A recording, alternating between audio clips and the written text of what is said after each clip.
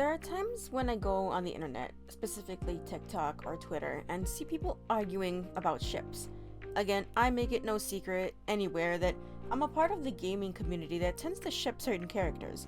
I've been doing so for maybe the better part of like 10 or 12 years. I don't know, I've lost count at this point. Once you get to a certain age after being in so many fandoms, you start to realize that no matter what you do, people are going to ship things that you either really like or really despise with your entire being. The difference here is that once you're old enough, you will realize that arguing with these people is not worth your time, mostly because arguing isn't going to change their mind, and vice versa. Which brings me to the inspiration for this video. It's been a few years since this interaction happened, but I remember that night as if it only happened a couple months ago. Me and a former friend of mine were chilling in a custom Overwatch game. A lot of people on console tended to do that at the time. I was sitting as Hanzo, and I believe they were sitting as Cassidy. As we were minding our own business, a random Genji comes by and starts swift striking us continuously. I didn't care, but it was annoying my former friend so much so that she asked me to kick the Genji, as I had become owner of the lobby at that time. We were in that game for a very, very long time. I normally don't like to kick people for just doing whatever, but my friend was getting annoyed, and people like this just tend to come into these games to troll and to just be annoying, so I ended up kicking them. Give or take maybe 5 or 10 minutes later, I was met with this.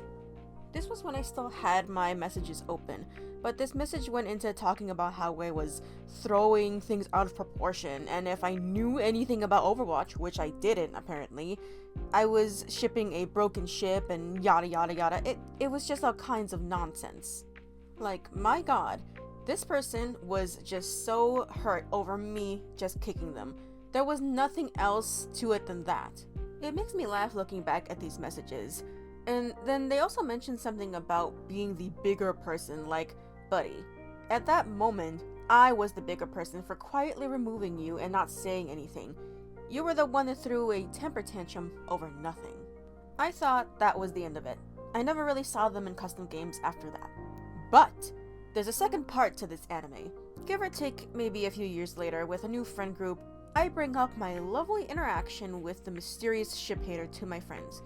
And it turns out that this is an original rant made by this person. My friend sends me the exact same cut and paste hate message sent by the exact same person. Like, this person couldn't even be bothered to make an original argument on the spot.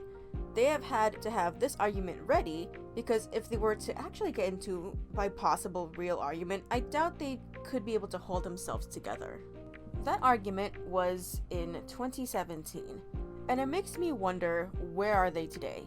Do they still hold this kind of gatekeepy, toxic mentality?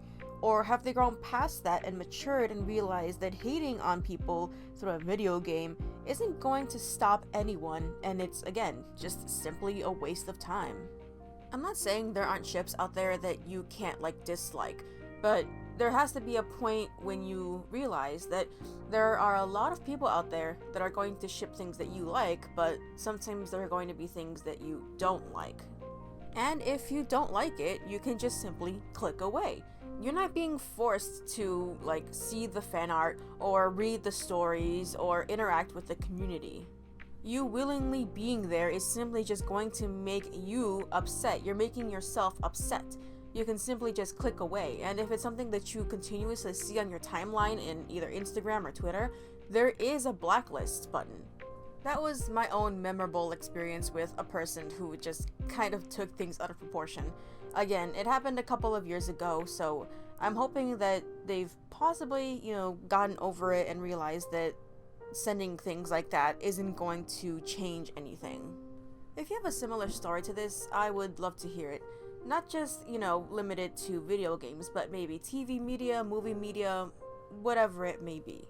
I feel like more stories like this might be more prominent now, considering that the community is changing. There's a new generation now interacting with, all of these franchises. That in itself could be a good or bad thing.